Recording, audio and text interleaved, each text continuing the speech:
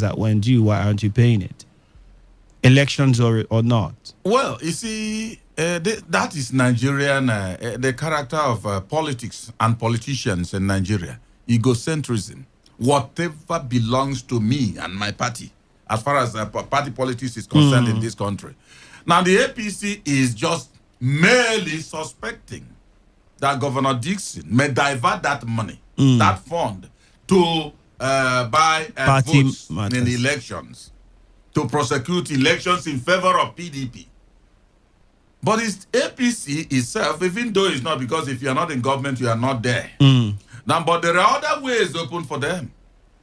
Are they just focusing on what they should focus on in terms of funding? Can they also, are there no other ways themselves could utilize certain funds?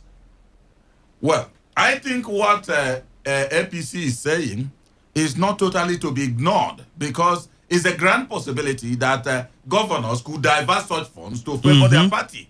However, there is no ring of certainty around it now. It could also go like some political accusations have gone, and in the end, you won't find anything. I remember vividly, till date, when APC was accused to have cloned certain, whether PVCs or whatever, in the run-up to 2015 elections, till today, no evidence was found. So that is how politics go in Nigeria. Now, APC haven't suggested that. It should not mean, if government wants to handle it right, that the people of Bayelsa should be starved of that funds. I know that some of them may be asking me whether they will ever see that fund, even if it's released without elections. But let what belongs to Bayelsa be released. If it is diverted, is it the first that such has happened in this country? I think no party will be at the center of any state and will not divert funds for its own interest. They are all the same. Well, let me quote part of the statement here. I quote, "There is a 7 billion VAT refund to Bayelsa State awaiting the finance minister's approval. Governor Dixon has committed to a commercial bank to give him the 7 billion naira with an agreement that the ministry will pay the money to them. The minister is advised not to approve the VAT refund until after the governorship election." So now this is the point.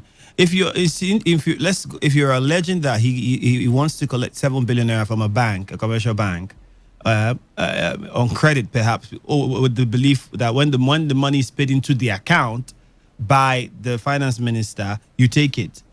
Does it defeat the essence of wanting to divert the funds? Because if the money comes or doesn't come, technically, what the statement says in part is anything to go by, he still would get the money to do whatever they are afraid he's going to do with the money. That's what exactly the statement is saying. Because if he's going for a commercial bank, they will just give him the money because they know that's the account that money comes in from. And what is due Bayelsa will eventually come. And they will use it. So whatever happens. Dixon will no longer be there. And when it comes, incidentally, if it's a PDP administration that wins the election, the person will still implement it. So, but the fact is that, they know themselves. I always tell you, those who work the night, alone, those who walk the night alone. I don't walk the night. So you wouldn't know the order of the spirits. They know what they do, all of them.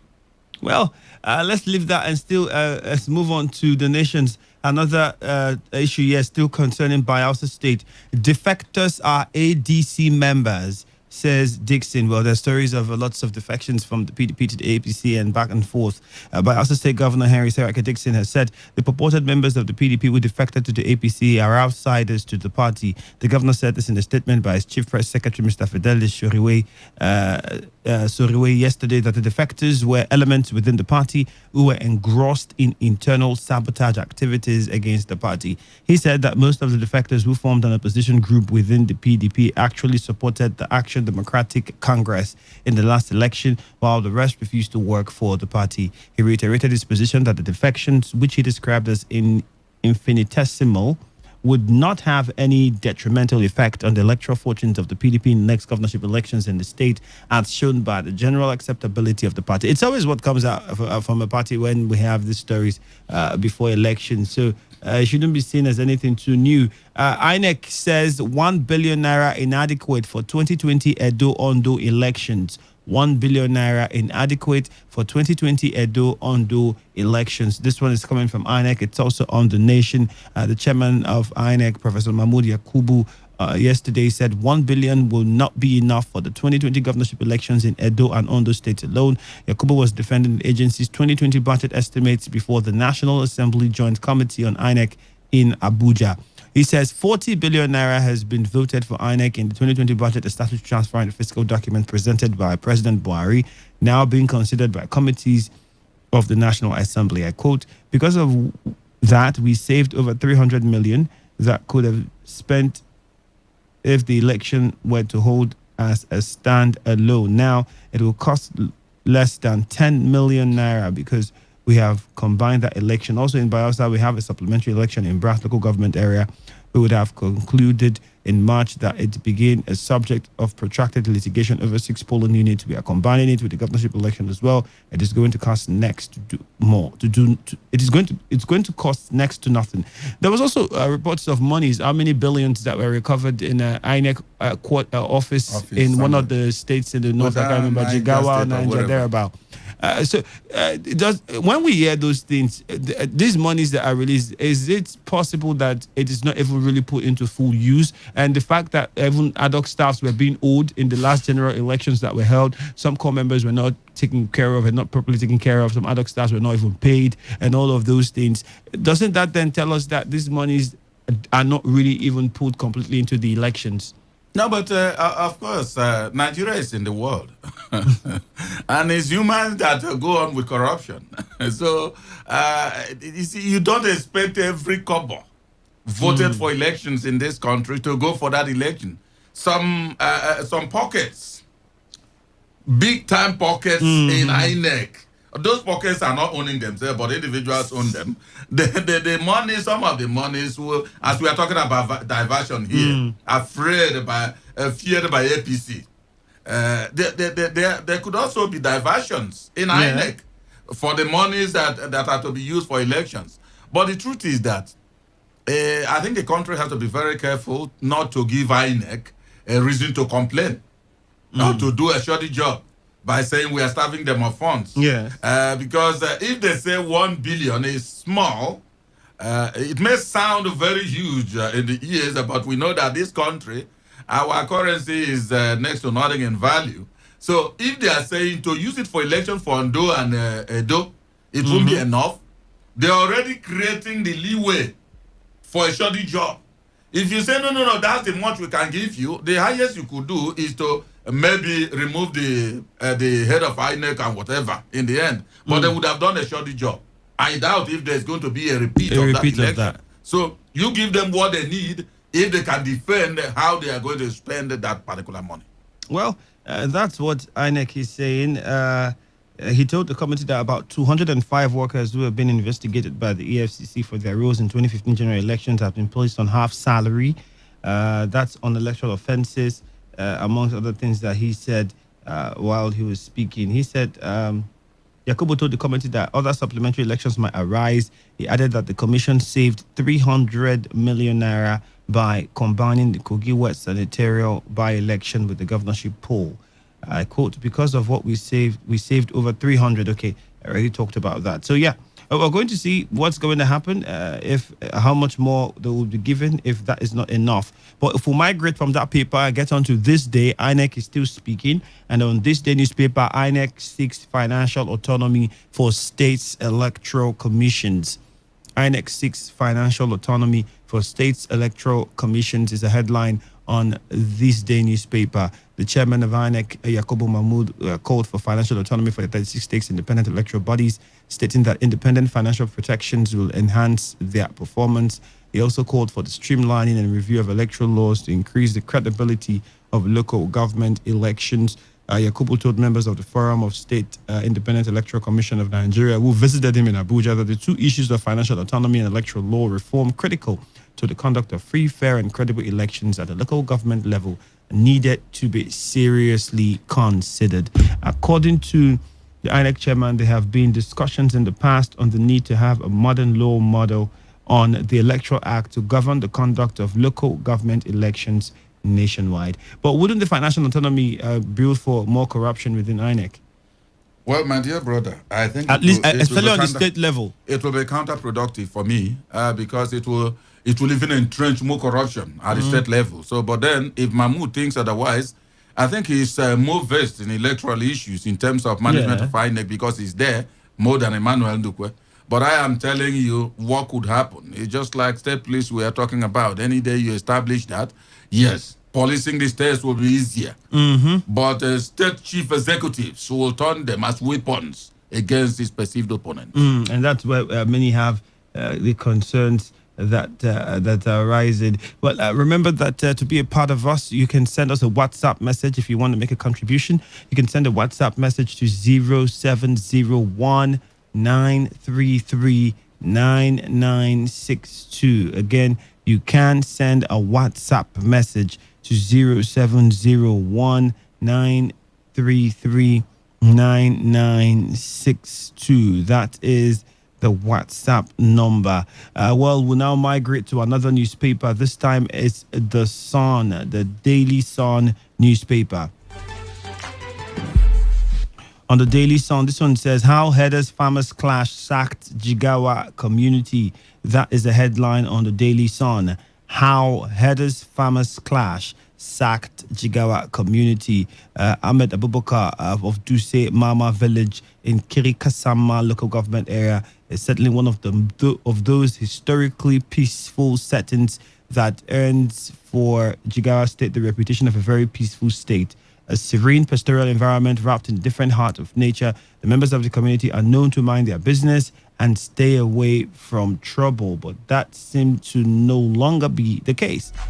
But the farmer headers clash is something that and the fact that there is the livestock monies and the national livestock monies that are coming out. Many also are faulting that to say, if you're putting out monies for livestock agriculture, should it be only for why not also look at poultry, fishery, and all of those? What aren't those animals that people also train in for agricultural purposes? Why aren't we looking into all of those? Why is the money basically just for the cattle?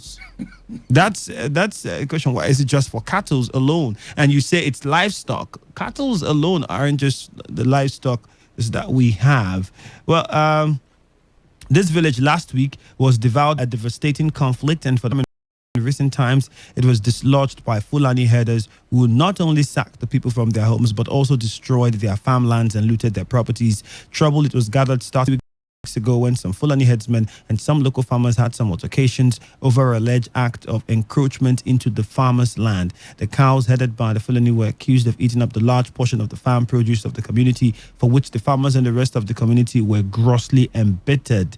And then after that, initially several unsuccessful efforts were made by the community to peacefully engage the Fulani intruders and stop them from further encroachment on their farmlands. In the light of this, a fight broke out between the farmers and Fulani headsmen, which resulted in the injury of some of the people from the area, many of whom were taken to the Hadejia General Hospital for medical attention. For the unsuspecting people of Mama, last week's attack was like the end of time. The Fulani warriors launched the attack in broad daylight, driving in droves and shooting their arrows at residents, which predictably created a whirlwind of confusion and pandemonium. An eyewitness told the Daily Sun's reporter over the weekend that, shocked by the sudden wave of members of the community, mostly women and children, fled for safety, many of which is reported to have run towards the river. 46-year-old Malama Asatu said she had to carry her 3 children on her back, one on her neck, while the other was held in both her arms as she maneuvered their way through the river while fleeing from the devilish exploits of the attackers and Yak's security.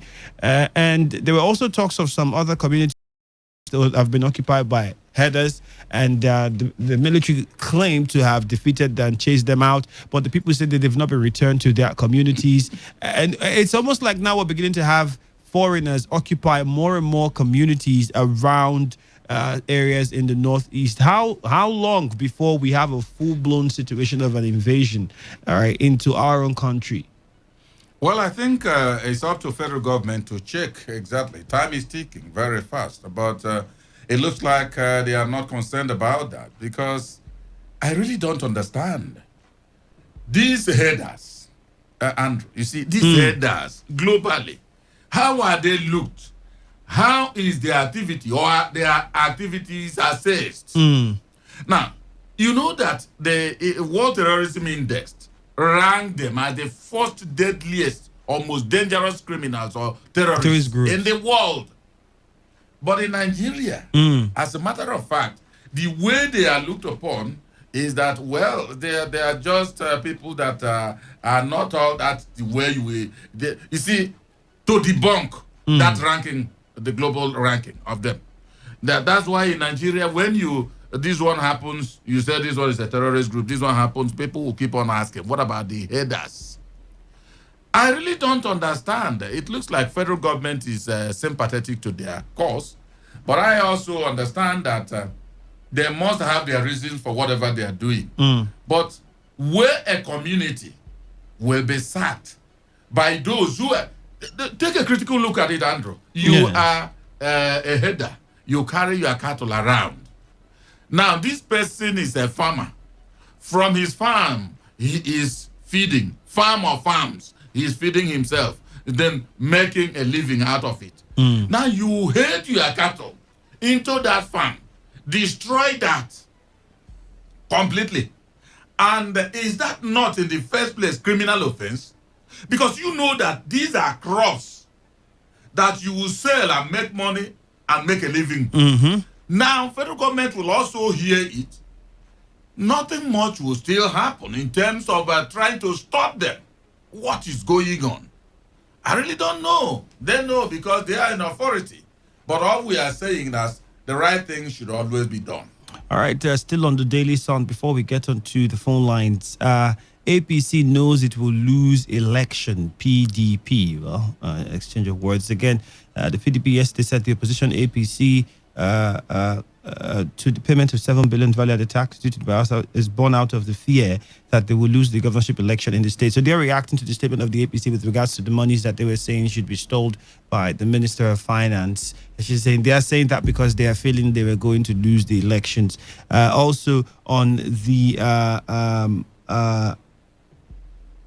still on that particular issue on the Daily Sun, the PDP now saying that the National Publicity Secretary, Kola Olugbodiyan, via telephone, was saying that the money is the legal entitlement of Bayelsa State and not a gift. I agree. Which is very correct. Olugbodiyan noted that it is clear to the